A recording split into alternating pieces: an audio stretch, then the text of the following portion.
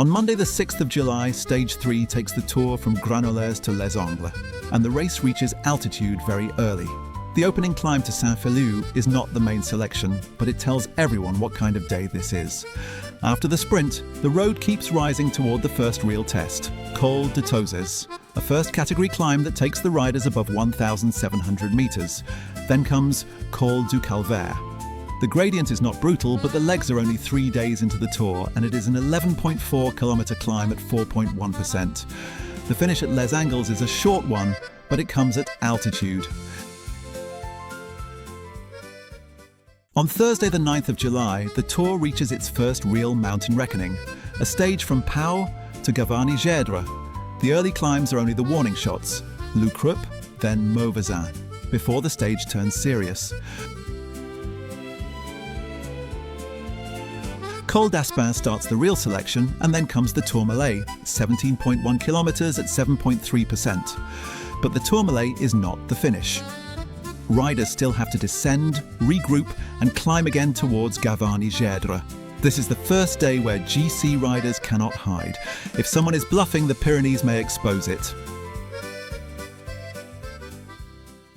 On Tuesday the 14th of July, Stage 10 takes the Tour from Aurillac to Le Lioran, and the second half is stacked. The intermediate sprint comes early in the race before the stage really takes off at 65 kilometres, with the first of 7 categorised climbs.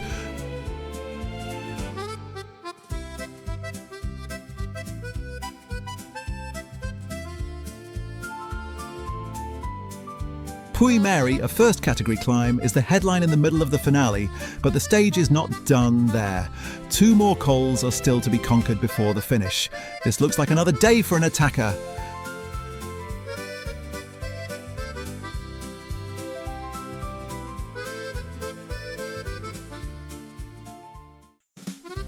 On Saturday the 18th of July, Stage 14 takes the Tour from Mulhouse to Markstein, and the Vosges keep the race climbing.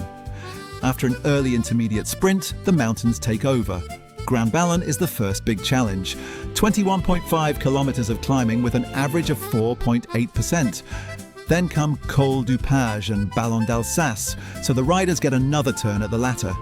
And if those weren't enough, close to the finish is Col de Hague, 11.2 kilometres at 7.3% average.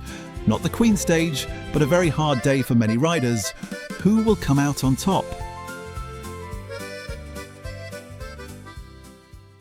On Sunday the 19th of July, the Tour goes from Champagnole to Plateau de Solaison, and the sting is saved for the end. For much of the day, this stage can look manageable. That is the trap. Côte des Rousses starts the climbing early, then Col de la Croisette brings savage gradients late in the race.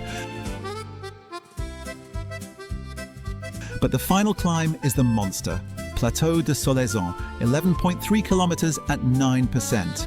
This is the day before the second rest day. Riders will empty the tank, and a bad day here becomes minutes.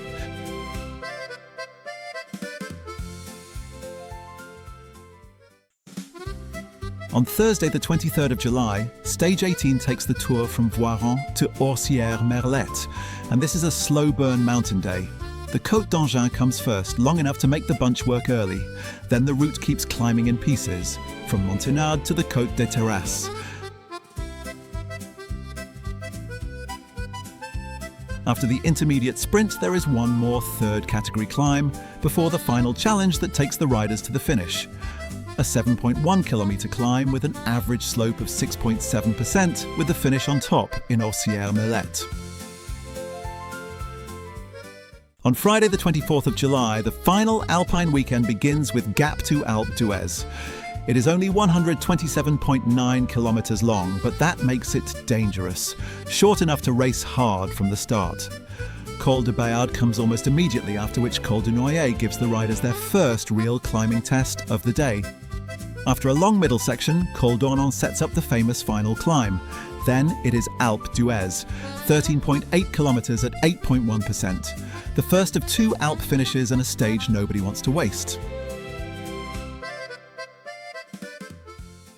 On Saturday, the 25th of July, the Tour reaches its Queen stage, 170.9 kilometres from Le Bourg d'Oisans to Alpe d'Huez, with 5,450 metres of climbing.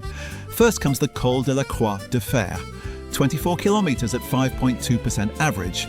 The Telegraph starts the second act before the Galibier takes the race to the roof of this Tour. The final twist is the Sarenne. Even though the finish says Alpe d'Huez, today is not about the famous 21 bends. The riders climb Sarenne, then drop towards the finish. Will the Queen stage become prey to an attacker, or will the GC riders lock it in?